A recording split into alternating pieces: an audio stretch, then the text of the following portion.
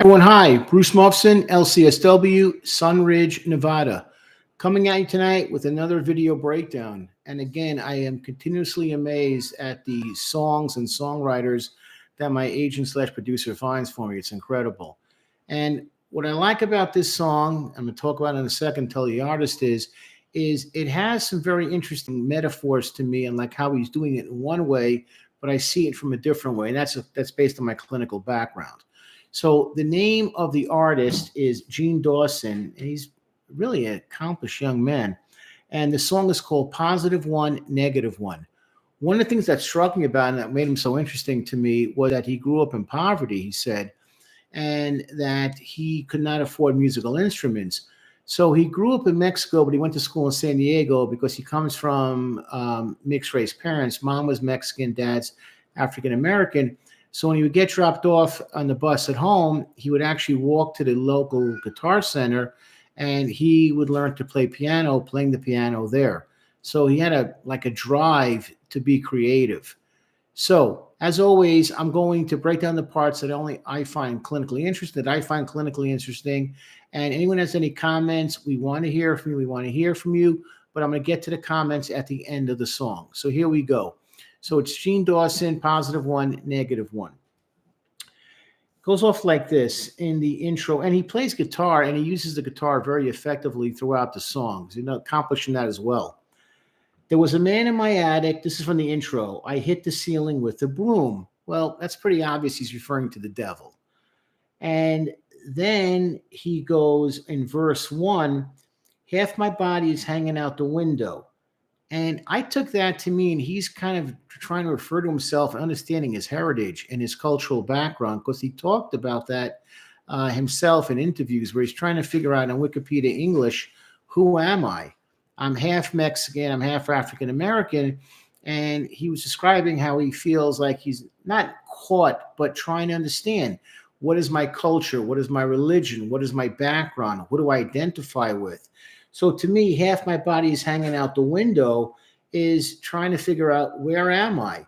And it's important to understand someone's background. And that's something I do when I'm doing clinical work, is I'm always going to look and see things through the eyes of the person talking. I never bring up my own background unless it's to give advice, information, and perspective.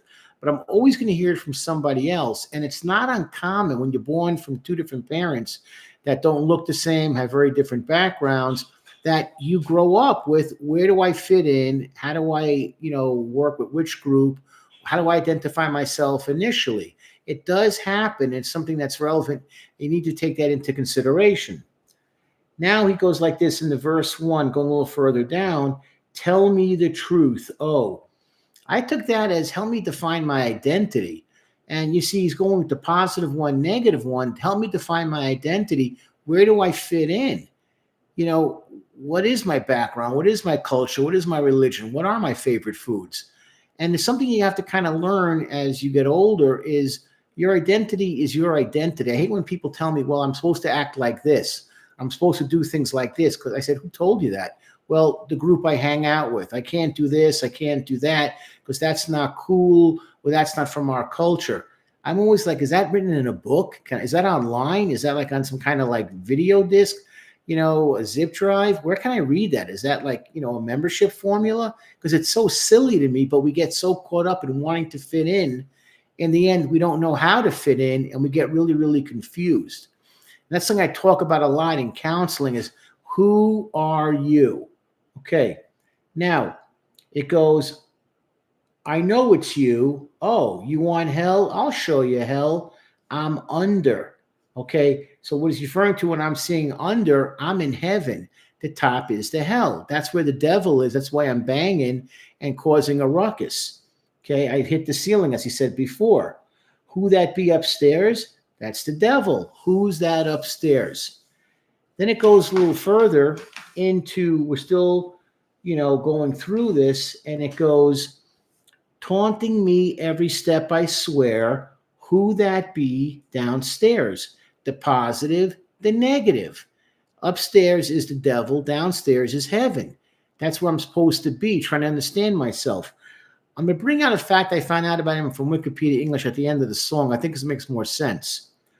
Now, verse 2, it goes, this little light of mine, I can make it go boom any second. When I'm still alive, stomping in my room, make the devil. And then he throws in, wish it was Sunday, son of sons, son of sin, sinister citizen. And he's fighting the choices, good versus evil. Where am I at in trying to understand myself? Where do I define who I am? And I think this is really referring to his cultural identity, religious identity, and sense of self. I'm being pulled in two different directions. That's a very common thing that people go through in counseling. I'm supposed to act like this. I got desires like this. How do I feel about myself? How do I feel about who I am? Where I'm being pulled, heaven, hell. Do I make good choices? Do I make bad choices? Am I abandoning my culture if I think this way or identify myself as that way? And you'd be shocked how many people, because the country has become so, in a way, colorblind on who you're living with, who people from mixed marriages, mixed races become very common. And it's like, how do I identify myself? Am I going to fit in with this group?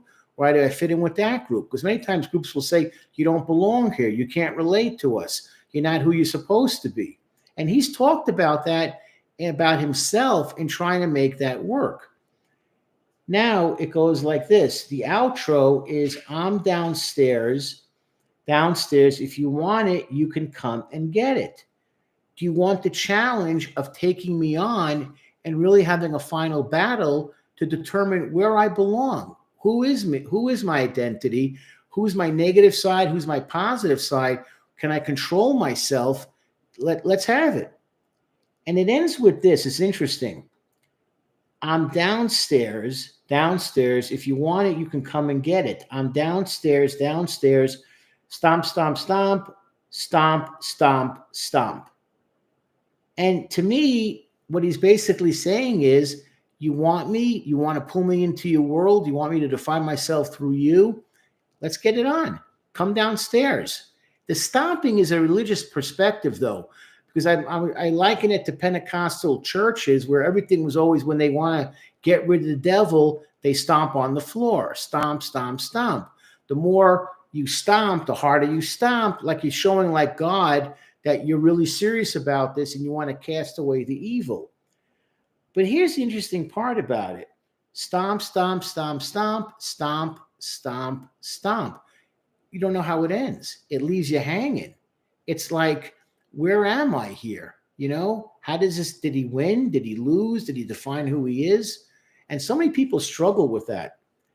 Now, I want to bring this point now at the end of the breakdown, is because Dawson has struggled with depression, including a period of persistent suicidal ideation when he was 21, which led him to start therapy and taking SSRIs, which are commonly used for antidepressants, as they're called. And he had suicidal ideation. You're dealing with thoughts of like, I'm useless, I'm worthless, I'm nothing. And you're trying to figure out, do I give in? Do I hurt myself? Is it worth it?